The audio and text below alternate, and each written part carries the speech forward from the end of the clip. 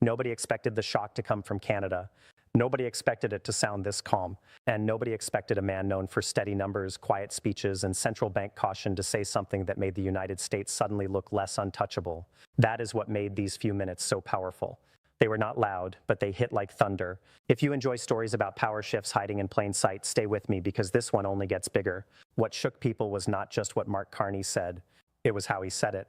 There was no shouting, no wild gesture, no attempt to sound like a viral politician. He spoke in the flat, controlled voice of a man who had already done the math and did not like the answer. That kind of voice changes the room. When a loud politician warns that the world is changing, many people roll their eyes. When a careful former central banker says the old relationship is over, people stop, listen, and think maybe something deeper is happening. That is why this moment landed so hard. Mark Carney was not some random voice looking for attention. He had led the Bank of Canada through crisis. He had led the Bank of England through chaos. He built a reputation on being calm when markets were shaking. So, when a person like that looked at the trade fight with the United States and signaled that the old system could no longer be trusted, it did not sound like theater. It sounded like a warning. And warnings from men like Carney do not stay inside one country for long. At first, some people thought this was just another fight over tariffs, another burst of anger, another round of pressure, threats, headlines, and posturing. But that reading was too small. Carney was not talking like a man waiting for the next phone call from Washington to calm everything down. He was talking like a man who had already accepted that something much bigger had broken. That was the first real shock. He was not trying to save the old script. He was telling people the script had changed. And once that became clear, the whole story got heavier. Because this was no longer just about one policy or one argument. This was about trust. For decades, Canada built huge parts of its future around one basic idea. The United States would be the giant next door, the main buyer, the key ally, the center of the map. Goods crossed the border, energy crossed the border, jobs crossed the border. Whole industries were built around that flow. The assumption was simple. The deeper the relationship became, the safer it would be. Carney quietly challenged that idea. He signaled that when deep ties can be used against you, those ties stop feeling like safety and start feeling like exposure. That is the line that really changed everything. Because once a country starts seeing dependence as a risk, it starts thinking differently. It starts building backup plans. It starts looking for new partners. It starts talking about resilience instead of comfort. It starts asking hard questions about what sovereignty really means. And when that country is Canada, one of the United States' closest allies, the message carries a kind of force that a rival country's attack never could. Canada's not supposed to speak like that. That is exactly why the world noticed. If this shift caught you off guard, you are not alone. Most people were looking for a loud clash, not a quiet reset. But quiet resets are often the ones that last the longest. To understand why these minutes mattered, you have to understand the strange power of Mark Carney's style. He does not win attention through heat. He wins it through weight. He sounds like the man in the room who already looked past the headline and saw the system underneath. In a time when politics rewards noise, that can be more powerful than shouting, because people do not just hear defiance. They hear competence. They hear preparation. They hear someone who may actually know where the danger is. That helped him at exactly the right moment. The United States was once again using tariffs as pressure. Trump was once again talking about Canada in ways many Canadians saw as insulting and dangerous. At one point, talk about Canada becoming the 51st state stopped sounding like a joke and started sounding like a direct attack on national dignity. That changed the mood fast. Ordinary people were no longer hearing only trade policy. They were hearing disrespect. And when people feel disrespected, they stop thinking only with their wallets. They start thinking with their identity. Carney understood that mood. But he did something smart.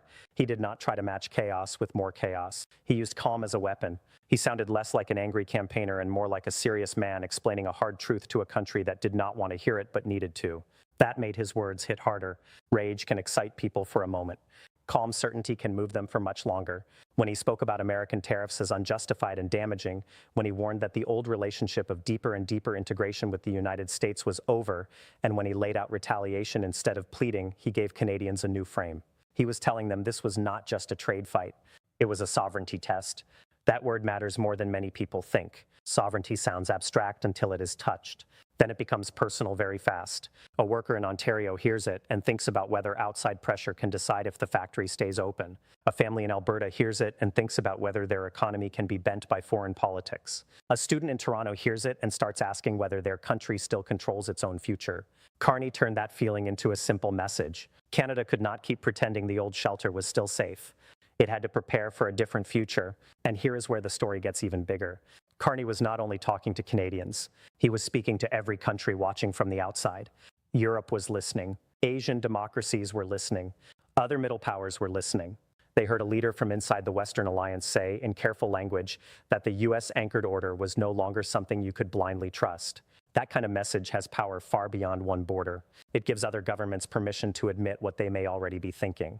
That is why the speech did not stay local. It touched a global mood that had been building for years. More countries had already started worrying about supply chains, trade shocks, sudden sanctions, sudden tariffs, and political pressure hidden inside economic ties. More countries had started talking about strategic autonomy. More countries had started asking whether the old rules still had the same force if the strongest player could change them whenever it wanted. Carney did not create that anxiety. He named it, and sometimes the person who names the fear is the person who makes the fear real. If you are still with me, subscribe, because the next part is where this turns from a Canadian speech into a warning about the future of the entire system. Another reason this moment hit so hard is that Carney did not only sound defiant, he sounded ready. He talked about countermeasures. Canada moved toward its own tariffs on certain US vehicles. He talked about legal action. He talked about supporting workers harmed by the fight. He talked about using tariff revenue to protect those hit hardest.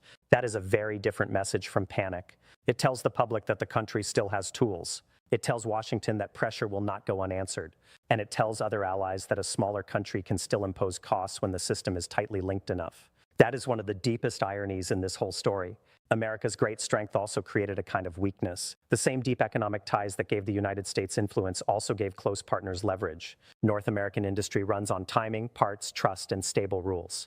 Break that trust, and the damage does not politely stay on one side of the border. It spreads. Factories feel it. Markets feel it. Consumers feel it. Political leaders feel it. Carney understood that, so he did not try to outsize America. He tried to remind people that even a smaller ally can hit back if the network is tangled enough. That is where those few minutes became more than a speech. They became a signal that Canada was no longer going to behave like a country hoping to be spared. It was going to behave like a country preparing to adjust. That shift in tone matters. When a country stops asking how to survive a storm and starts asking how to redesign its house, the whole political story changes. The conversation moves from defense to transformation. And that is exactly what Carney seemed to be doing underneath the surface. He was responding to tariffs, yes, but he was also preparing Canadians for economic, strategic, and even psychological separation from old assumptions. Not separation in the dramatic military sense. Separation from the belief that deeper dependence on the United States was always the smartest path. He pushed ideas about a stronger internal Canadian economy, fewer barriers inside Canada itself, more domestic industry, and more trade with reliable partners. That is not a short-term crisis message. That is the beginning of a long-term direction change. Once a country starts moving in that direction, the effects can last for years. Investment shifts, trade talks shift, public expectations shift, national identity shifts. That last part may be the biggest one of all. Before policy changes on paper, people change the way they think about themselves. Canada had long lived beside a giant and built peace with the fact that geography shaped much of its future. Carney's message hinted that geography still matters, but destiny is not supposed to be handed over. That is a powerful thing for a public to hear during a moment of pressure. Tell me in the comments if you think this was the moment Canada truly started rethinking its place in the world, because a lot of people felt that change in real time. There is also a market side to this story, and that part is easy to miss if you only follow politics at the level of personalities. Carney understands that markets do not move only on hard facts. They move on confidence, on expectations, on faith that tomorrow will still make sense. Once that belief cracks, money starts looking for exits. That is why it mattered that he warned tariffs were damaging not only Canada, but also the American economy, and beyond that, the global economy. He also pointed to higher recession risk in the United States. From a normal politician, those lines might sound like talking points. From Carney, they sounded like red warning lights. This is how quiet speeches create loud consequences. Investors start wondering if supply chains are safe. Companies start wondering where to place new factories. Governments start wondering which partners are still reliable. Voters start wondering if the future they were promised was built on a story that no longer holds. That is when politics changes fast. Not when one leader delivers a perfect line, but when enough people suddenly feel the ground move under the old assumptions. What made Carney especially dangerous in that moment was that he did not sound like a normal political operator. He sounded like a man translating system failure into plain language. That gave his message a rare kind of authority. He was not trying to turn the fight into entertainment. He was trying to turn uncertainty into a new frame of reality. Many people were ready for that frame, even if they did not fully know it yet. They already felt that the world was rougher than before. They already felt that trade was becoming a weapon. They already felt that allies were acting more like rivals. Carney gave those feelings structure. And once you give fear a structure, you also give people a path. That may have been his biggest political move. He took anxiety and turned it into direction. He took insult and turned it into cohesion. He took economic pressure and turned it into a national argument for rebuilding. That is a powerful thing for any leader to do. For Washington, it is especially uncomfortable. A pressured ally that stays dependent is manageable. A pressured ally that starts reimagining itself is much harder to control. Here is where the global stakes really come into focus. Carney's message fit perfectly into a larger trend already moving across the world. Middle powers are becoming less willing to assume that a giant power will always protect their interests just because the alliance is old. More governments want resilience. More governments want options. More governments want supply chains that cannot be turned into traps. More governments want to avoid being pulled too deeply into the fights of larger powers. Carney put clean language around that instinct. One of his most powerful ideas was that middle powers have to act together because if they are not at the table, they end up on the menu. That line spread for a reason. It captured a whole new way of thinking in one image. Countries caught between giants can keep scrambling for favor one by one, or they can try to build a third path together. That is a serious strategic thought, not just a catchy phrase. And it is exactly the kind of thought that worries any dominant power. Dominant powers do best when smaller states stay divided, dependent, and cautious. Carney was hinting at the opposite: coordination, autonomy, collective leverage. That does not sound dramatic at first, but in the real world, that is how larger shifts often begin. Not with a giant explosion, with a redesign of habits, incentives, and loyalties. By the time everyone agrees the world has changed, the deepest moves have usually already happened. That is why these calm minutes landed with such force. They did not announce a totally new reality out of nowhere. They revealed that the shift may have already been underway. Share this with someone who still thinks this was just another temporary tariff clash, because what Carney was really talking about was a much larger fracture.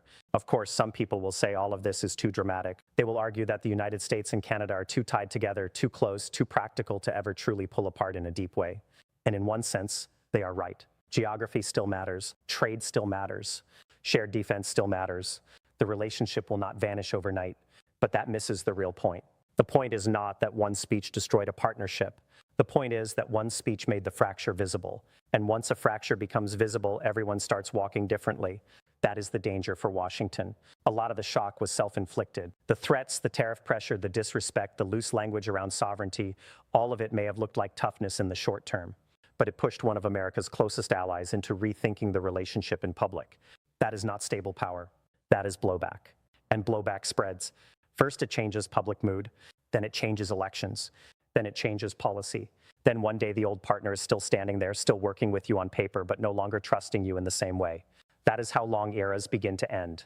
There is another reason this moment traveled so far online and in political circles. It flipped the expected script. Usually the United States is the country that makes the world react. This time, a Canadian leader spoke with icy control, and suddenly American media, global markets, rival powers, allied governments, and ordinary voters were reacting to him. That reversal has a strange magnetic force. People notice when the smaller player shifts the emotional weather around the larger one. It feels like a plot twist, and plot twists spread fast. But the deeper message was never really about humiliating America. It was about adaptation. Carney was telling his country, and maybe telling many others, that nostalgia is not a strategy. The old order cannot be trusted simply because it is familiar. Countries in the middle have to build strength at home, build reliable ties abroad, and stop pretending that symbolic sovereignty is enough when real leverage is shrinking. That idea is what gave the speech its lasting power. It was not just a warning, it was a diagnosis. And that is why those minutes still linger in people's minds. Not because they were loud, but because they were clear. Clarity is dangerous in confused times. It forces people to choose whether they will keep acting as if the old map is still solid, or admit that the roads are changing. Carney chose the second path. He did it in a voice so calm that it almost sounded small. But history has a strange habit. Sometimes the most important turns do not announce themselves with explosions. Sometimes they arrive in a cold, steady paragraph that makes the room go silent. So what were those few minutes really about? They were about tariffs, yes. They were about Trump, yes. They were about Canada's election, Canadian workers, national pride, and economic retaliation. But they were also about something much larger. They were about whether countries closest to the center of power still trust that center the way they used to. And once that question is asked in public, it becomes very hard to bury again. That may be the real reason these minutes triggered such a global reaction. Mark Carney did not shake the United States with anger. He shook it with credibility. He spoke like a man who had already accepted a painful truth while others were still debating whether it was even real. He took a trade fight and turned it into a deeper question about power, respect, dependence, and the future of the Western order. And in that moment, a lot of people around the world felt the same chill. Not because Canada suddenly became bigger, but because Canada said something many others had been afraid to say first. If you felt that shift too, subscribe and send this to one person who still thinks the old world is standing exactly where it used to be.